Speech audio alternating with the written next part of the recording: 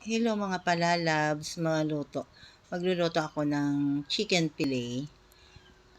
Minarinate ko muna siya sa paminta, may itlog, at saka konting harina. Lagyan mo na din siya ng sangkap ng paminta at saka asin at saka magic sarap.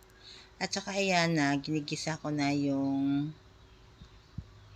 ang carrots at saka bell pepper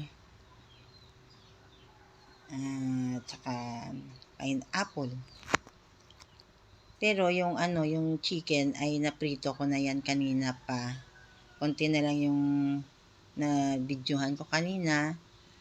At saka nilagyan ko na yan siya ng tomato sauce at saka tomato paste. Ayan siya guys. Tapos ilalagay mo na lang yung chicken. Ayan ang chicken.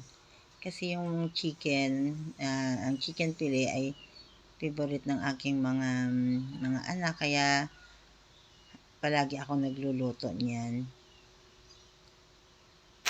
Kaya yan guys, malapit na yan siya maluto. And thank you for watching and follow me for more.